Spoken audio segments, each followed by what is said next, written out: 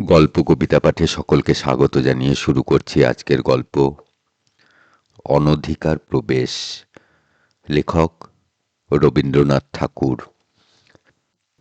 একদা প্রাতঃকালে পথের ধারে দাঁড়াইয়া এক বালক আর এক বালকের সহিত একটি অসমসাহসিক অনুষ্ঠান সম্বন্ধে বাজি রাখিয়াছিল। ঠাকুরবাড়ির মাধবী বিতান হইতে ফুল তুলিয়া আনিতে পারিবে কিনা ইহাই লইয়া তর্ক। একটি বালক বলিল পারিব, আরেকটি বালক বলিল কখনোই পারিবে না। কাজটি শুনিতে সহজ, অথচ করিতে কেন সহজ নহে তাহার বৃত্তান্ত আরেকটু বিস্তারিত করিয়া বলা আবশ্যক। পরলোকগত মাধবচন্দ্র তর্কবাচস্পতির বিধবা স্ত্রী জয়কালী দেবী এই রাধানাথজিউর মন্দিরের অধিকারিণী। অধ্যাপক মহাশয় টোলে যে তর্কবাচস্পতি উপাধি প্রাপ্ত হইয়াছিলেন, পত্নীর নিকটে একদিনের জন্যও সে উপাধি সপ্রমাণ করিতে পারেন নাই। কোনো কোনো পণ্ডিতের মতে উপাধির সার্থকতা ঘটিয়াছিল, কারণ তর্ক এবং বাক্য সমস্তই তাঁহার পত্নীর অংশে পড়িয়াছিল। তিনি পতিরূপে তাহার সম্পূর্ণ ফলভোগ করিয়াছিলেন। সত্যের অনুরোধে বলিতে হইবে, জয়কালী অধিক কথা কহিতেন না, কিন্তু অনেক সময় দুটি কথায়, এমনকি নীরবে অতিবড় প্রবল মুখবেগও বন্ধ করিয়া দিতে পারিতেন। জয়কালী দীর্ঘাকার, দৃঢ় শরীর, তীক্ষ্ণ নাসা, প্রখর বুদ্ধি স্ত্রীলোক। তাঁহার স্বামী বর্তমানে তাঁহাদের দেবোত্তর সম্পত্তি নষ্ট হইবার জো হইয়াছিল। বিধবা তাঁহার সমস্ত বাকি বকেয়া আদায়, সীমা সরহদ্দ স্থির এবং বহুকালের বেদখল উদ্ধার করিয়া সমস্ত পরিষ্কার করিয়াছিলেন। তাঁহার প্রাপ্য হইতে কেহ তাহাকে এক কড়ি বঞ্চিত করিতে পারিত না। এই স্ত্রীলোকটির প্রকৃতির মধ্যে বহুল পরিমাণে পৌরুষের অংশ থাকাতে তাহার যথার্থ সঙ্গী কেহ ছিল না। স্ত্রীলোকেরা তাহাকে ভয় করিত, পরনিন্দা, ছোট কথা বা নাকি কান্না তাহার অসহ্য ছিল। পুরুষেরাও তাহাকে ভয় করিত, কারণ পল্লীবাসী ভদ্রপুরুষদের চণ্ডীমণ্ডপগত অগাধ আলস্যকে তিনি এক প্রকার নীরব ঘৃণাপূর্ণ তীক্ষ্ণ কটাক্ষের দ্বারা ধিক্কার করিয়া যাইতে পারিতেন, যাহা তাহাদের স্থূল জড়ত্ব ভেদ করিয়াও অন্তরে প্রবেশ করিত। প্রবল রূপে ঘৃণা করিবার এবং সে ঘৃণা প্রবল রূপে প্রকাশ করিবার অসাধারণ ক্ষমতা এই প্রৌঢ়া বিধবাটির ছিল। বিচারে যাহাকে অপরাধী করিতেন, তাহাকে তিনি কথায় এবং বিনা কথায় ভাবে এবং ভঙ্গিতে একেবারে দগ্ধ করিয়া যাইতে পারিতেন। পল্লীর সমস্ত ক্রিয়াকর্মে, বিপদে সম্পদে তাঁহার নিরলস হস্ত ছিল। সর্বত্রই তিনি নিজের একটি গৌরবের স্থান বিনা চেষ্টায় অতি সহজেই অধিকার করিয়া লইতেন।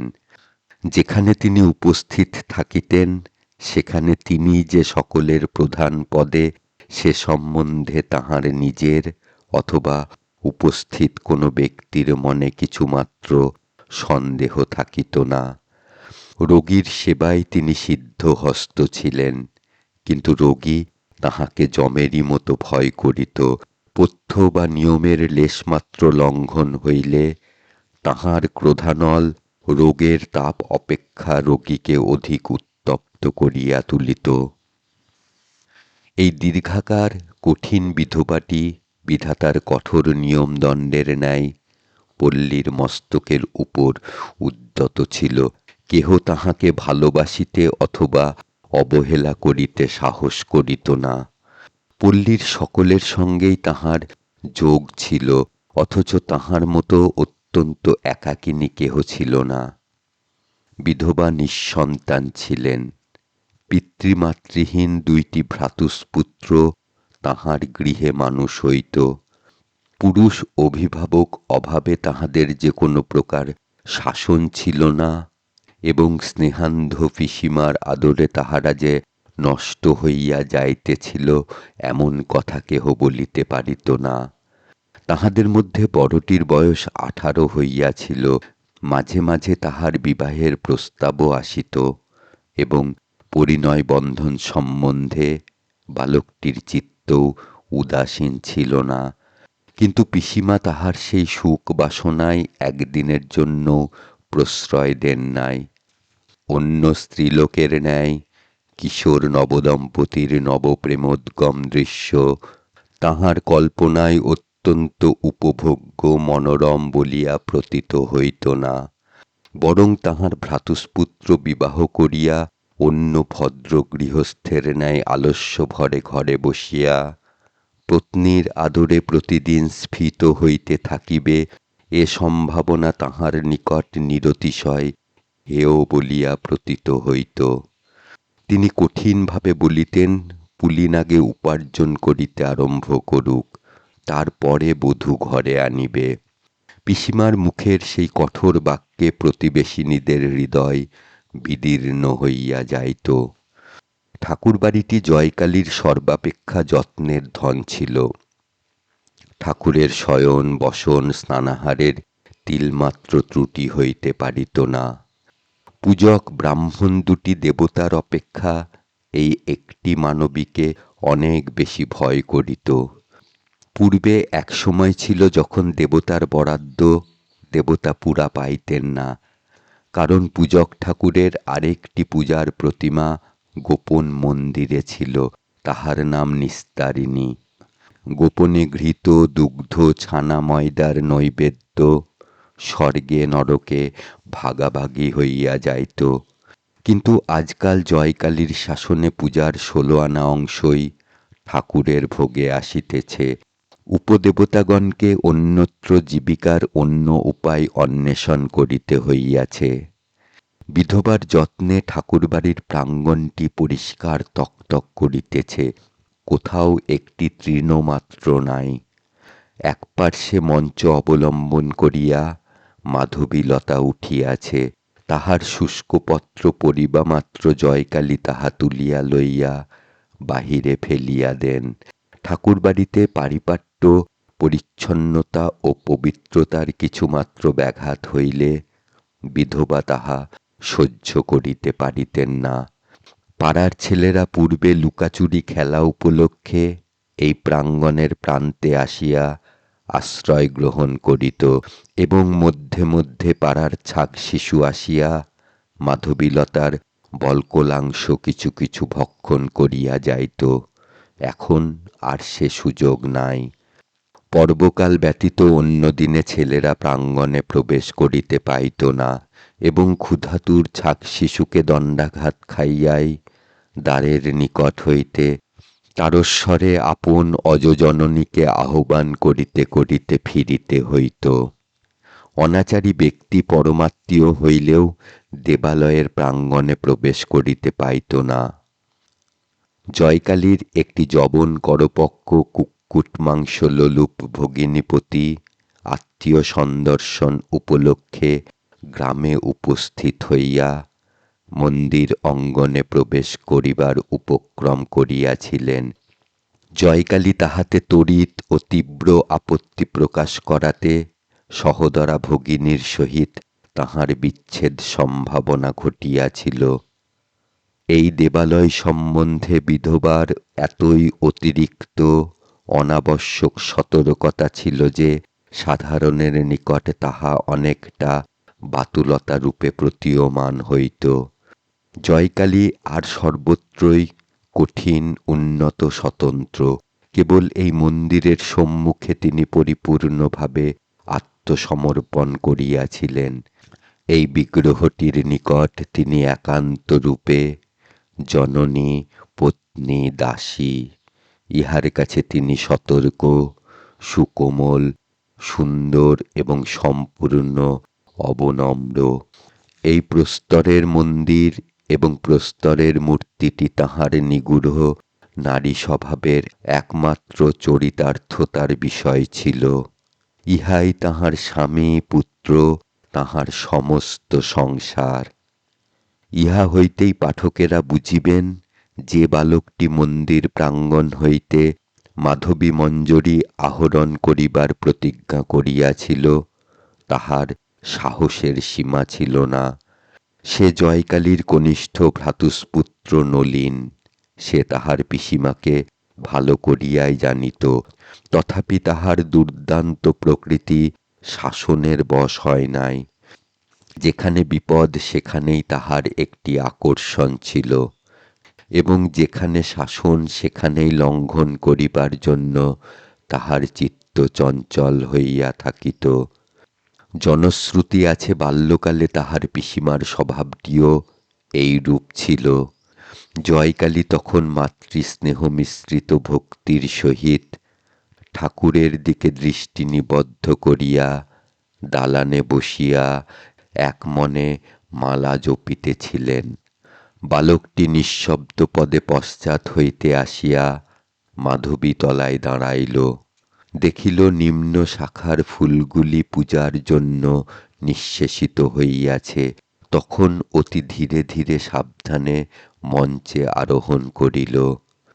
উচ্চ শাখায় দুটি একটি বিকচোন্মুখ কুঁড়ি দেখিয়া যেমন সে শরীর এবং বাহু প্রসারিত করিয়া তুলিতে যাইবে, অমনি সেই প্রবল চেষ্টার ভরে জীর্ণ মঞ্চ সশব্দে ভাঙিয়া পড়িল। আশ্রিত লতা এবং বালক একত্রে ভূমিসাৎ হইল।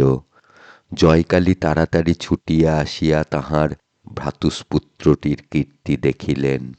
সবলে বাহু ধরিয়া তাহাকে মাটি হইতে তুলিলেন। আঘাত তাহার যথেষ্ট লাগিয়াছিল, কিন্তু সে আঘাতকে শাস্তি বলা যায় না, কারণ তাহা অজ্ঞান জ্বরের আঘাত। সেই জন্য পতিত বালকের ব্যথিত দেহে জয়কালীর সজ্ঞান শাস্তি মুহুর্মুহু সবলে বর্ষিত হইতে লাগিল।